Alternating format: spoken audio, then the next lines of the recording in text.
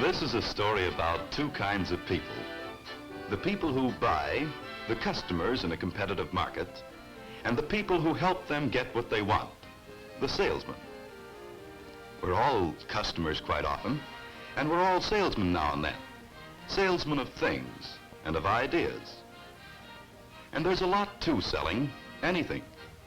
There are rules and ways of doing the selling job that have to be followed if we expect to be successful in a competitive market.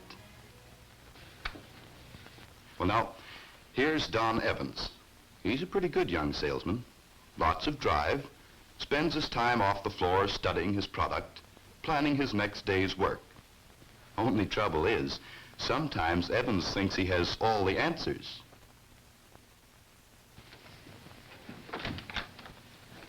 Say, Don. Oh, yes, Mr. Carter. Can you come into my office for a few And minutes? here's Jim Carter, Evans' boss. He doesn't always agree with Evans. Don, my calendar says that you've been with us just 3 months to the day. That's right. Still like it? Oh, yes, sir. I like selling. I like it here. I like the job, too. I just hope the job likes me. Sit down. Well, Don, for a man who's only been with us 3 months, I'd say you were doing all right. But you know, Don, successful selling in this business or any other isn't all just a matter of natural ability or the will to win. It takes a lot of hard work, study, practice, and above all, a thorough understanding of what selling is really all about. You remember, Don, when you first came here, we had several sessions on what selling really is and how to go about it? Uh-huh. I think you caught on fast, too, for a start.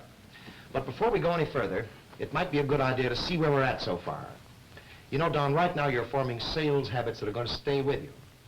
It's easy to form the wrong habits that are hard to get rid of. On the other hand, it's just as easy now to form the right habits. So let's analyze this selling job of yours once more just to see how we stand. Well, I guess the first thing in selling is to know your product. You sure can't do much selling unless you know what you're talking about. You know, I've been noticing lately how many salesmen really don't know their products. Only yesterday, I saw an electric shaver in Johnson's window down the street. And I'd been needing a new one, so I thought I'd go in and find out how this one worked. Well, I don't know just what kind of motor it's got in it, but we sell lots of them. Lots of them. No complaints either. Yeah, sure, I know, but I've had a couple of these things. One of them was okay, but I lost it. The other only ran half the time. So I'd like to know what's what before I buy. Well, we handle a lot of different makes of shavers in this place. Yeah, sure, thanks.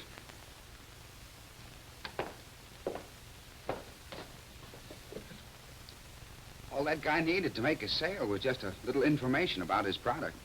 I was all ready to part with $20, but not without knowing what I was buying. And he didn't know his product, so he lost the sale. That's right, Don. Product knowledge is essential. But important as that is, what more do you need? Well, I remember we talked about a plan for selling. That's right, the 4-step sale. Of course, there are lots of ways of breaking down the steps in a sale. But for my dough, this 4-step plan of ours covers the ground. And Don, right out there on that business street, you can see those 4 steps at work all day long. Take, for example, the first step, finding prospects.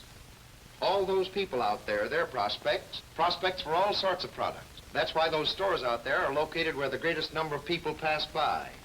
In other kinds of selling, of course, like ours, you have to go find the prospects yourself, most of them. You have to use every device under the sun to find people who can qualify as prospects for our product. Those other steps of the sale are being worked out there, too. Take the second step, creating the desire to own. That flapjack operation over there, creating the desire to eat in this case. The idea is to present your product to the prospects in whatever way appeals to them most, to make them want it. That flapjack boy has it, and it's the same idea no matter what the product. And take that kid over there. He has a prospect. He has created the desire to own. But unless he can get the man to part with a nickel, he's just been wasting his time. That's sometimes the toughest part of the job. But it's the payoff. That's right, kid. Make the old tightwad come across. There, that was a perfect example of the 3rd step of a sale, getting the decision to buy.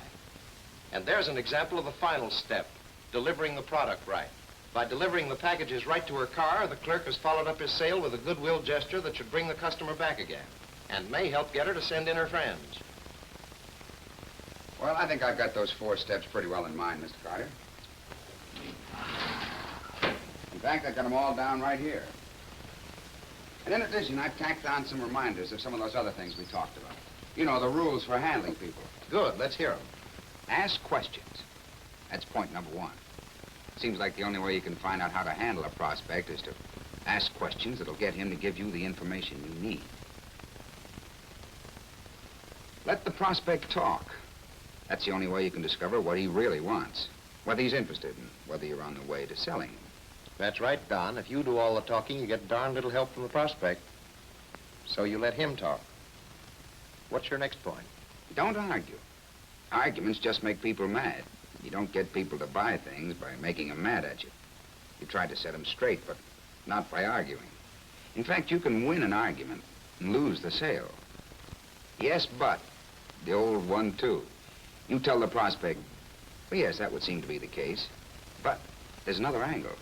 You know, Don, using the yes, but is one way to avoid an argument and get the prospect thinking along your lines. Agree that what he says may be partly true, or used to be true, and then get in your licks. Repeat the objection. Then the prospect knows you've got it straight. Or maybe he'll back down a little, or even admit that this isn't his real objection at all. And finally, concentrate on the main objection. Answer it to the prospect's complete satisfaction. You can usually get him so he has to say yes when you ask for that order. Of course, there's probably a lot more to this business of handling people. Well, Don, that's all good stuff. You seem to have the right slant on a lot of things. But someplace along the line, you seem to have missed one of the most important points of all. Why, I thought I covered most everything here. Look, Don, you talk about rules for handling people. But just what are you trying to accomplish with these people, these prospects? What are you driving at? Well, I guess I'm trying to get them to buy the product. Sure. But why should they buy it? Why do they buy it? Why, because it's tops. Because it's got what they want. Got what they want. All right, now you're getting someplace. Well, what is it that they want? What do people want from any product? What are the buyer's interests? Why do people buy one product instead of another? What are you trying to prove to people with all your product knowledge and so on? I'm trying to get them to buy. Buy what? Well, the product, of course.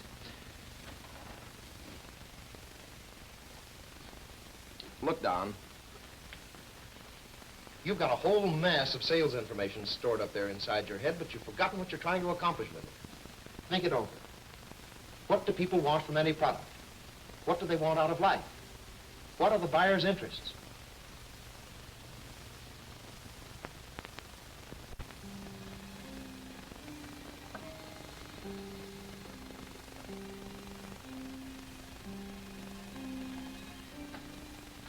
What do people want?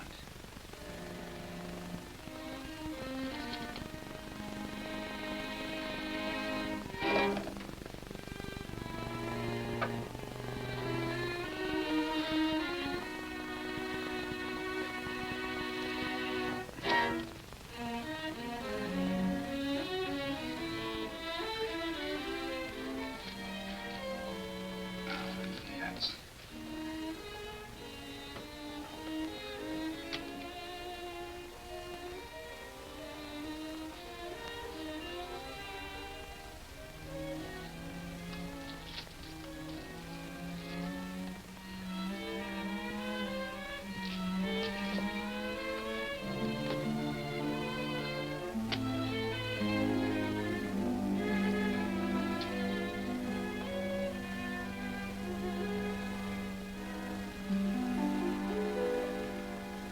Oh, what do people want? What's the matter, Don? Don't you know what people want? What? Oh, never mind about where I am. I'm just the guy inside your noggin. The guy who really knows what you know about what people want. What people want? That again. That's right. You know what people want. Take yourself, for example. How do you like to come home to an easy chair? A pleasant, warming fire in the fireplace. Just relax with your slippers.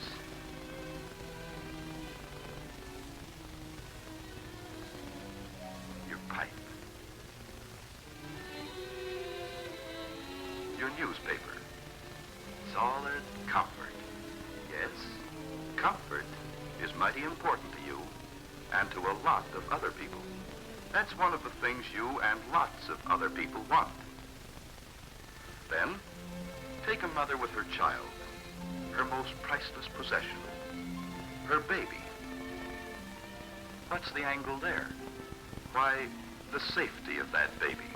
Mother's only thought as she tucks her precious baby in. Safety from all harm. Safety through the night. Yes, safety is one of the most important things in the world to people. Sometimes safety is the only thing that really matters. On the other hand, why does a farmer use a windmill instead of a power pump? Economy. Fuel to run a windmill is free. Economy. The farmer's first consideration in using a windmill. A thing of first importance to many people. And why do we have jet planes? Why? Just one reason. Performance. Performance. Do a better job than anything else. Performance from a jet plane. Performance from a lawnmower. To some people, performance is the only thing that counts. Durability. Bridges. Man-made structures which must last for generations, which tell us just how important durability can be to people. Durability. How long will it last? And here's a picture to delight the eye and quicken the pulse of every beholder. To many people, like the artist, appearance is all important. Beauty in women, beauty in many other things. Well, that's it. Those are the 6 things that people want. The 6 buyer's interests. Of course, sometimes we call them by other names, but it's the same thing.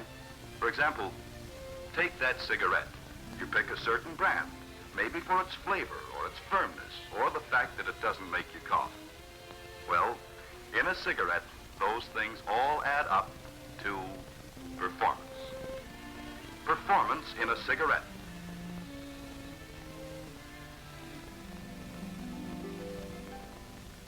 Oh, yeah, that's right. But doggone it, with my product, all I have to do is give a complete demonstration. If I do that, I've answered all 6 of the buyer's interests. Partly answered, Don. Sure, you should always give a complete demonstration. But you've got to do a thorough selling job on the prospect's main interests. For instance, those are certainly good-looking shoes you have on. Why did you buy them? Right, because they're comfortable. I've got to be on my feet an awful lot in this job, you know. Exactly. And while the shoe salesman mentioned appearance and economy, you wouldn't have bought those shoes unless they were comfortable. Someone else might have been more impressed by appearance. But to you, comfort was the chief interest. So the salesman hit that hard. The thing is that different people attach different degrees of importance to each of the 6 buyer's interests. One may think performance is the most important. Another, economy, or safety, or comfort. I get it. My job in selling is to find out which of these interests each prospect is most interested in. And then to show that my product is the answer. Absolutely. Product knowledge, the 4 steps of the sale, the rules for handling people. All these things should be aimed continually at finding the prospect's interests. And then, proving that your product best fills those interests. That's true of every salesman, no matter what he's selling. Take Pete, for example. He sells china, very expensive china, and not so expensive china. Good morning, madam. What can I show you today? Well, I'd like to see something in the dinner set. All right. Did you want something for every day, or were you interested in something more elaborate? Well, something for every day. And I don't want to spend too much. My present dishes are always chipping. I see. So you're interested in something low-priced, yet durable. Yes. I think we've got just about what you have in mind. Some new low-price patterns just came in. Here's one we consider very attractive. Yes, it is nice. And the price is surprisingly low for dinnerware of this quality. It's durable, too, for everyday use. Let me tell you why this china is so durable. You see, As you may have noticed, Pete established with a simple question or two just what his customers' main interests were. Then he showed merchandise that satisfied those interests. And he stressed the things that applied to the interests. You have to do that in selling china. And you have to do it in selling men's suits. Yes, sir, Mr. Williams. At the price, this suit is really a steal. And it'll wear like a carpet. Sure. And the price is okay. I tell you, it doesn't feel right. It's too heavy. Oh, but Mr. Williams, to see how beautifully it fits you and the color made for you. And at that price. Listen, I wouldn't take this dog bed for a gift. Wait a minute. Hold everything.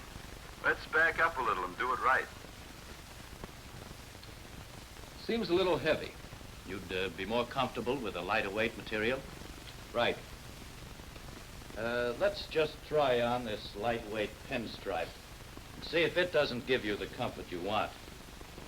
And it'll hold the press about as well as any material you can find.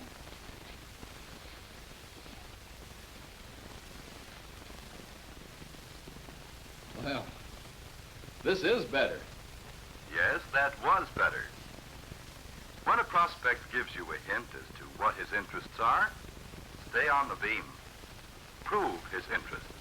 If he wants comfort, sell him comfort, not price or appearance. A good salesman keeps that constantly in mind in selling clothing, and it's the same thing with radio. It's real furniture construction, as you can see. The wood is about the finest we've seen in any radio cabinet.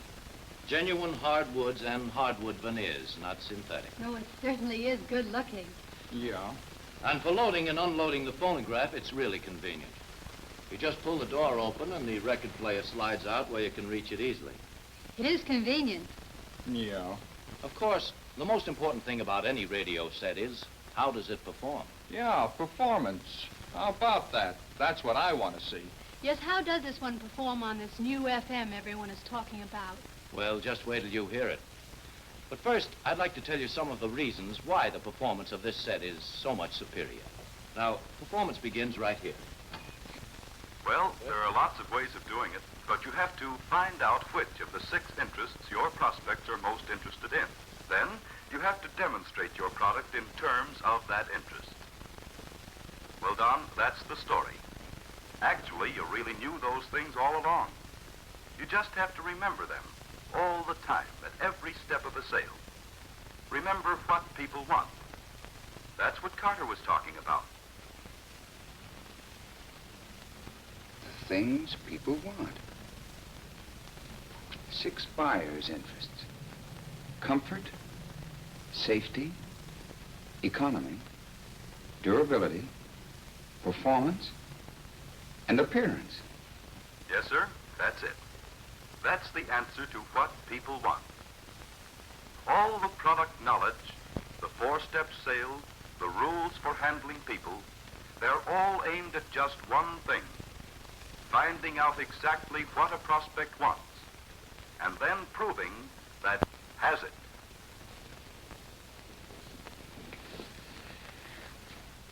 You see, I knew it all the time.